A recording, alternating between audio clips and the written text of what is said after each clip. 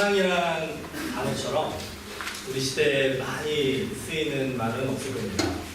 남녀 간의 사랑, 부모와 자녀 간의 사랑, 형제끼리의 사랑, 친구와의 사랑, 그리고 뭐 교회라든가 어떤 회사라든가 조직의 그 구성원들의 그 사랑, 또 크게는 나라에 대한 사랑, 이런 그 사랑이라는 그 여러 종류의 그런 단어들이 이제 우리가 흔히 일상생활 속에 사용하는 단어인데, 어떤 때는 이 사랑이라는 단어를 들을 때 이것이 정확하게 무슨 의미를 가지고 있을까를 생각해 보면 좀 애매모호할 때가 많이 있습니다.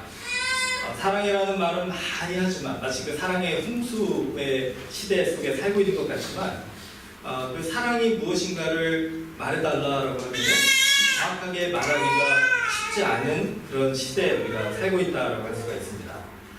그렇기 때문에 이 사랑에 대해서 끊임없이 우리가 그 갈급해하는 그런 마음이 우리 안에 있는 이유도 바로 이 사랑에 대한 정확한 이해가 우리에게 있지 못하기 때문일 수도 있다라고 생각이 됩니다.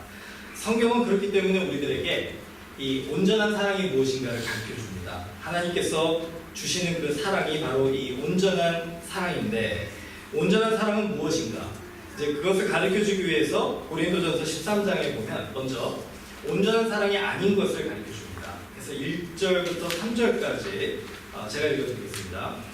내가 사람의 방언과 천사의 말을 할지라도 사랑이 없으면 소리나는 구리와 울리는 꽹과리가 되고, 내가 예언하는 능력이 있어 모든 비밀과 모든 지식을 알고 또 산을 옮길 만한 모든 믿음이 있을지라도 사랑이 없으면 내가 아무것도 아니요, 내가 내게 있는 모든 것으로 구제하고 또 내 몸을 불사르게 내둘지라도 사랑이 없으면 내게 아무 유익이 없느니라. 아멘.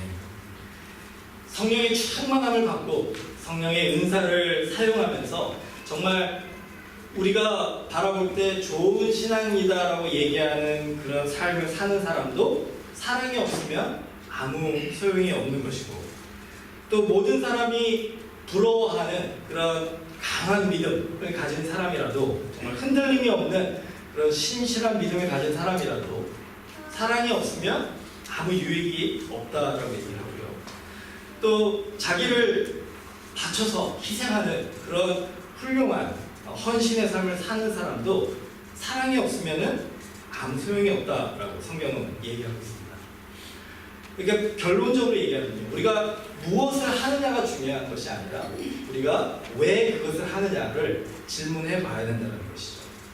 크리스천의 삶을 살 때 우리가 무엇을 해야 우리가 신앙인으로서 정말 좋은 신앙인이 되느냐를 질문하기에 앞서 우리가 그것들을 왜 하는가를 생각해 보면 이 고린도전서 13장 1절에 3절의 말씀이 이해가 되는 것 같습니다.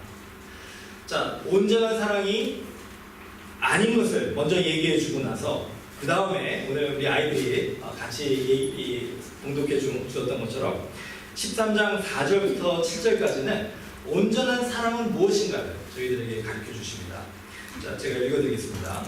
사랑은 오래 참고, 사랑은 온유하며 시기하지 아니하며, 사랑은 자랑하지 아니하며 교만하지 아니하며, 무례히 행하지 아니하며 자기의 유익을 구하지 아니하며, 성내지 아니하며, 악한 것을 생각하지 아니하며, 불의를 기뻐하지 아니하며, 진리와 함께 기뻐하고, 모든 것을 참으며, 모든 것을 믿으며, 모든 것을 바라며, 모든 것을 견디느니라. 아멘. 자, 이런 사랑이 바로 온전한 사랑이다라고 얘기해 주십니다. 자, 근데 이제 문제가 있습니다. 그렇게 우리가 사랑하고 싶은데 그런 노력을 우리가 열심히 하지만 이게 잘 안 될 때가 있지 않습니까?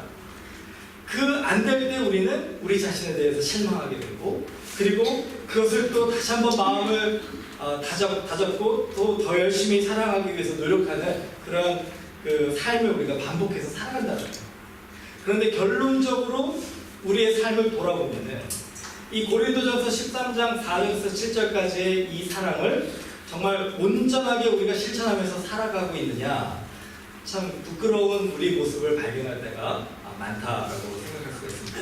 자, 그 이유가 무엇이냐? 바로 13장 4절에서 7절이 우리들에게 하나님이 사랑에 대해서 주시는 계명이다라고 생각하고 실천한다면 우리의 삶 속에서 사랑이 제대로 되지 않을 수밖에 없다는 거예요. 왜냐하면 4절에서 7절까지의 말씀은 이렇게 사랑하라라고 하나님께서 우리에게 명령하신 것이 아니라 하나님께서 이렇게 우리를 사랑하셨다라는 그 하나님의 사랑을 우리들에게 보여주시는 말씀이기 때문에 그렇습니다. 이거를 잘못 이해해가지고 이 4절에서 7절이 마치 우리가 체크리스트처럼 내가 이거를 하면은 온전한 사랑을 하는 것이다 라고 생각하고 열심히 노력하다 보면 그것이 잘 되면 좋은데 우리의 이 연약한, 우리의 이 이기적인 마음 때문에 그 사랑이 잘 되지가 않는다는 거예요. 그렇기 때문에 여기에서 먼저 생각해 볼 것은 무엇이냐? 온전한 사랑을 하기를 원한다면 우리가 무엇을 해야 되는지를 생각하기보다 우리에게 하나님께서 보여주신 그 사랑이 어떠한지를 우리가 먼저 이해하는 것이 중요하다는 것입니다. 그 사랑이 무엇입니까? 바로 13장 4절에서 7절에서 보여주신 하나님의 사랑의 모습이라는 거예요. 예수님이 이렇게 말씀하시죠. 내가 너희를 사랑한 것 같이 너희도 서로 사랑하라. 그 얘기는 뭐냐면은 그 하나님이 우리에게 보여주신 이 온전한 사랑, 오래 참고 온유하고 시기하지 아니하고 자랑하지 아니하고 교만하지 아니하고 무례행하지 아니하고 자기의 유익을 구하지 아니하고 성내지 아니하고 악한 것을 생각하지 아니하고 불의를 기뻐하지 아니하고 진리와 함께 기뻐하고 모든 것을 참으며 모든 것을 믿으며 모든 것을 바라며 모든 것을 견디느니라. 이 온전한 사랑이 우리 가운데 하나님의 사랑으로 경험되면은 우리도 그 하나님의 사랑을 우리의 삶 속에서 실천할 수 있다라고 예수님은 얘기해 주시는 거예요. 우리가 이렇게 사랑해야지 하고 노력했을 때 실패한 그 사랑의 방법들을 하나님께서는 하나님의 사랑을 우리가 온전하게 깨닫고 경험하고 우리의 것으로 정말 만들었을 때 우리의 삶 속에 그것이 아름답게 나타나도록 도와주시겠다는 것입니다. 자, 그것이 어떻게 해서 우리들에게 가능한지를 보여주는 대표적인 예가 바로 오늘 우리가 같이 축하하고 있는 어머니의 사랑에서 알 수가 있습니다.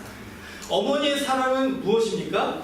모든 것을 참고 모든 것을 바라고 모든 것을 믿고 모든 것을 견디는 사랑 아닙니까? 어떻게 이 어머니의 사랑이 가능하겠습니까? 여러분 가만히 생각해 보면 어머니께서 우리들에게 보여주신 그 사랑은 참 인간적으로 생각할 때는 불가능하다라고 생각되는 사랑입니다.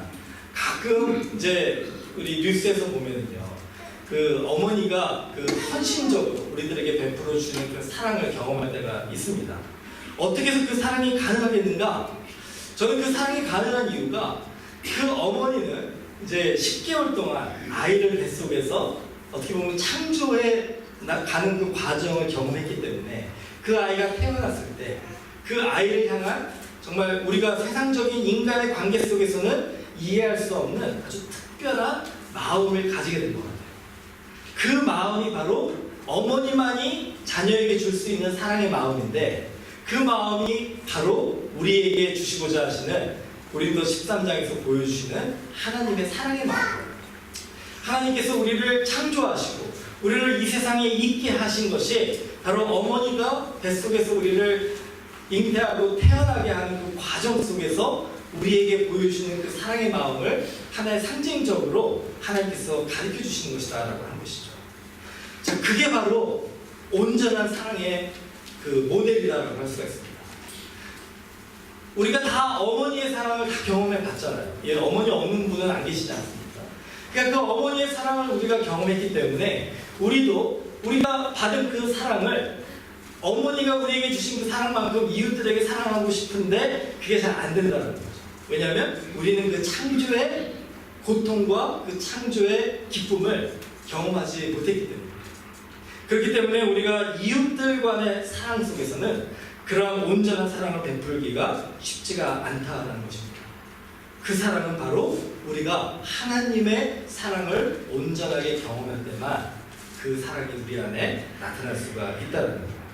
그래서 이 온전한 사랑은 하나님께서 우리에게 주시는 축복이고 선물이다라고 얘기합니다.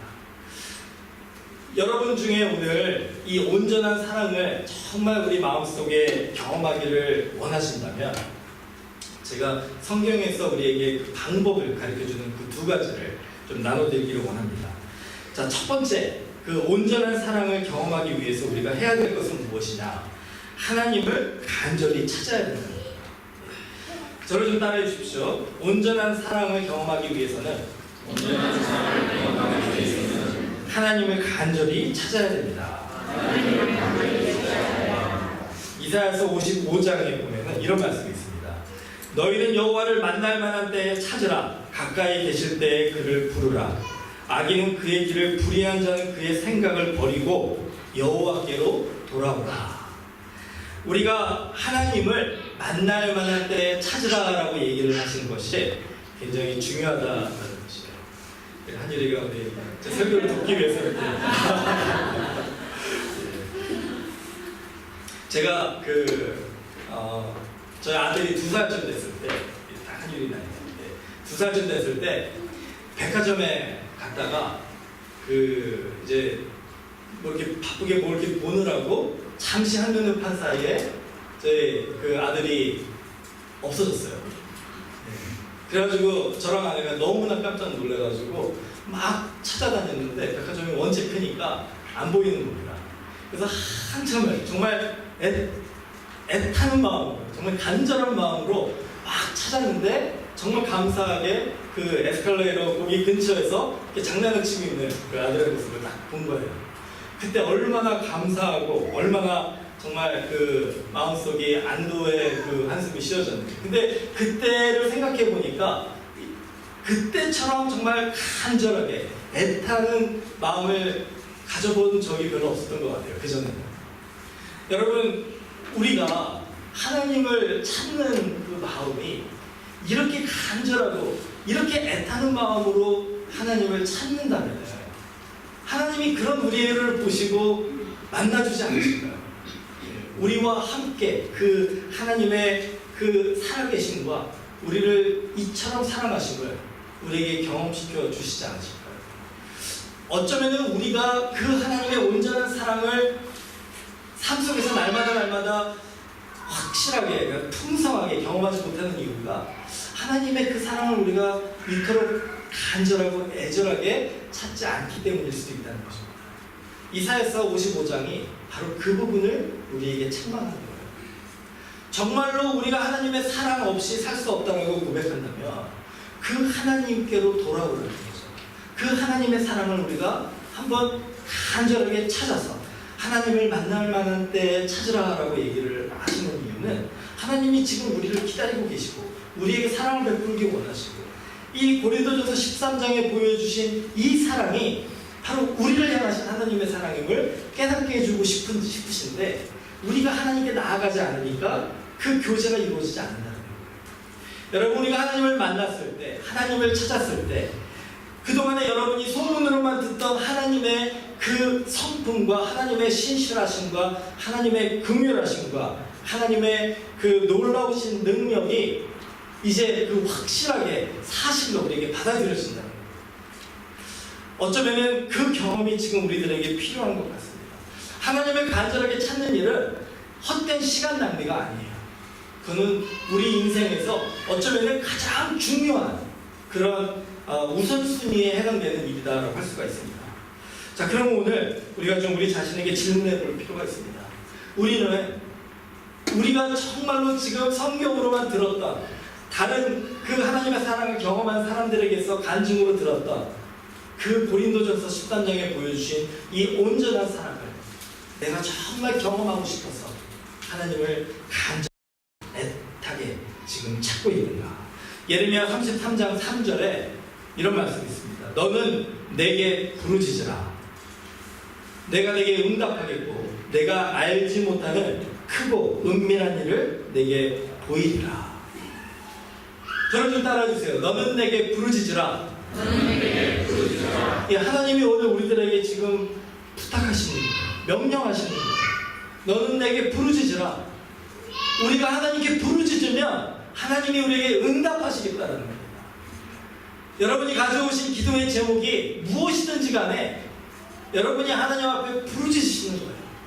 그러면 그 기도의 제목 속에서 하나님이 여러분을 만나주시고 여러분을 응답해주시고 여러분께 응답해주시고 여러분을 정말 하나님의 품 안에서 사랑해주시고 여러분 그 경험을 우리가 하게 되면은 정말로 이 세상의 그 어느 것도 그 비교할 수 없는 그 놀라운 기쁨에 우리가 가득 차게 되는 것입니다.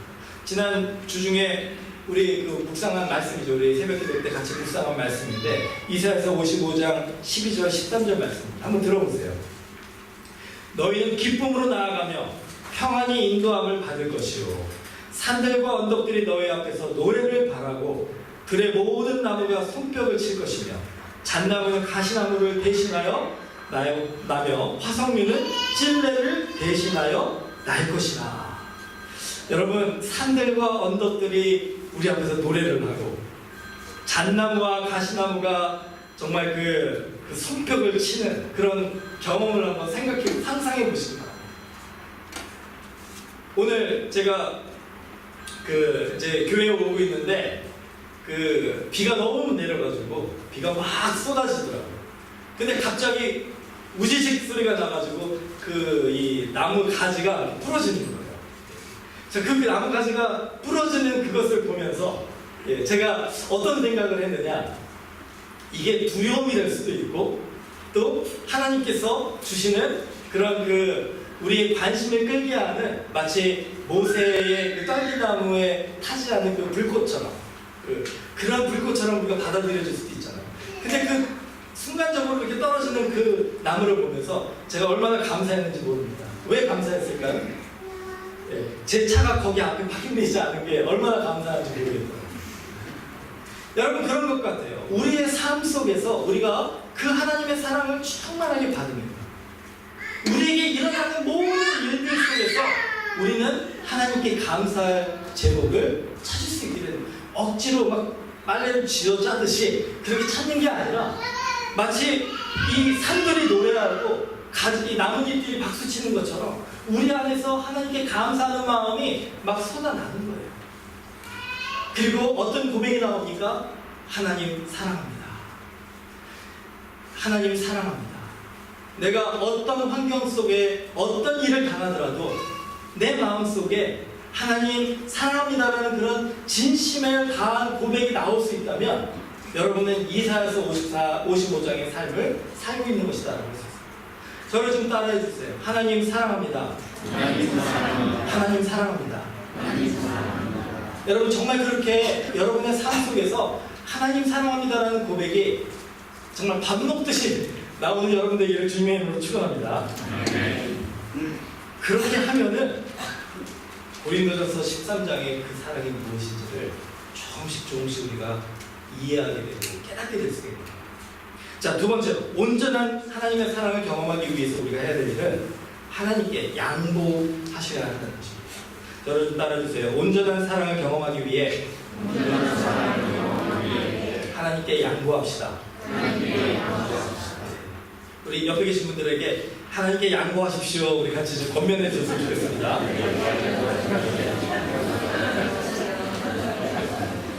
이거 뭐 저를 포함한, 저도 솔직히 지난 한 주에 많은 고민이 됐던 부분이지만 우리가 하나님 앞에서 정말 삶 속에 힘들고 어려운 그런 마음들로 그 하루하루를 살아갈 때 항상 우리 자신에게 질문해 봐야 돼요. 나는 지금 하나님께 양보하는 삶을 살고 있는가? 아니면 하나님께 고집 부리는 삶을 살고 있는가? 여러분 우리가 정말 이것을 하나님께서 깨닫게 해주셔서 하나님께 양보하는 삶을 살겠다고 결심하는 것은 진짜 하나님께서 주신 큰 축복입니다. 이사야서 55장 7절에 보면은 이는 내 생각이 너희의 생각과 다르며 내 길은 너희의 길과 다름이니라. 하나님께서 7절에 선포하신 거예요. 우리가 지금 가고자 하는 그 길이 하나님이 가고자 하는 길과 다를 때 누가 양보해야 되겠습니까? 내가 양보해야 되겠습니까? 하나님께서 양보하셔야 되겠습니까? 당연히 우리가 양보해야 되겠죠. 아멘. 예. 그렇지 않으면 어떻게 됩니까? 여러분이 원하시는 그 길을 걸어갈 때 여러분이 원하는 그 일들이 이루어졌다라고 여러분이 늘 기쁨과 감사가 충만할 것 같은데 그렇지 않더라는 거죠. 항상 마음속에 죄책감이 있더라는 거예요. 항상 마음속에 불안함이 있더라는 거예요. 우리 지난주 금요일에 성경 공부했듯이 혹시 하나님께서 나한테 벌 주시면 어떡하나, 내가 하나님이 원하는 그 길이 아니라 내 길을 고집해서 갔기 때문에 나를 책망하셔서 나를 어렵게 하시면 어떡하나. 항상 마음속에 두려움이 있다는 거예요. 평안함이 없다는 거예요. 우리는 하나님께 양보하는 것이 우리에게 중요합니다. 그렇기 때문에 하나님은 계속 얘기하시는 거예요. 나에게로 돌아오라, 나에게로 돌아오라. 왜냐하면 나의 생각과 하나님의 생각과 하나님의 계획은 마치 하늘과 같고, 우리의 생각과 우리의 계획은 땅과 같다는 거예요. 하늘 높이 올라가서 그 땅을 바라보면 이 땅에 일어나는 일들이 아무것도 아닌데, 그 땅에서 우리가 그 일어나는 현실을 바라보면 너무나도 마음속에 불안과 두려움으로 아둥바둥 한다는 거죠. 여러분, 비행기 위에서 땅을 보셨을 때 얼마나 평온합니까? 근데 그 똑같은 속도로 그 땅에서 달리면 어떻게 됩니까? 정신이 없는 거죠. 하나님께서 우리에게 약속하신 나에게로 돌아오라, 돌아오라, 그렇게 얘기하시면서 그 돌아오는 우리들에게 주시고자 하시는 참된 평안의 인도함은 무엇이냐? 바로 온전한 사랑이다. 그래서 우리는 하나님께 양보해야 됩니다. 하나님께 온전하게 우리가 양보할 때 어쩌면은 좀 우리가 원하는 것을 하지 못해서 우리 자신이 좀 불쌍하게 보일 때가 있을 수도 있어요. 그렇지만 그것이 우리들에게 불쌍한 것이 아니라는 것을 우리가 알 수 있는 이유는 뭐냐? 하나님께서 그 모습 속에서 하나님의 뜻을 이루심을 보여주실 때 우리가 어떻게 됩니까? 산들이 노래하듯이 노래하게 됩니다. 나뭇가지들이 박수치듯이 하나님을 찬양하게 됩니다. 우리의 마음에 감사가 넘쳐나고 우리의 마음속에 하나님 사랑합니다라는 고백이 나오게 된다는 거죠. 여러분, 정말로 오늘 우리 마더스데이를 맞아서 어머니의 사랑을 다시 한번 돌아보면서 그 어머니의 헌신과 희생과 정말 조건 없는 그 사랑의 모델이 바로 누구의 사랑을 우리에게 가르쳐 주시기 위함이냐? 바로 이 고린도전서 13장에 보여주시는 하나님의 사랑이다. 오늘 우리가 해야 되는 것은 하나님을 간절히 찾아서 그 하나님의 사랑을 경험하고, 또 하나님이 우리에게 원하시는 그 걸음을 하나님과 동행하며, 때로 우리의 길과 하나님의 길이 충돌될 때 주저하지 않고 고민하지 않고 하나님께 양보하여 하나님의 길을 선택하는 그런 믿음의 삶을 우리가 살게 된다면 고린도전서 13장의 그 사랑이, 그 하나님의 사랑이 이제 우리의 사랑이 돼서 우리의 이웃들에게도 나눠질 수 있다. 이것이 바로 하나님이 오늘 우리에게 주시는 약속이다라는 것입니다. 오늘 이 삶을 정말 풍성하게 사는 여러분 되시기를 주님의 이름으로 축원합니다.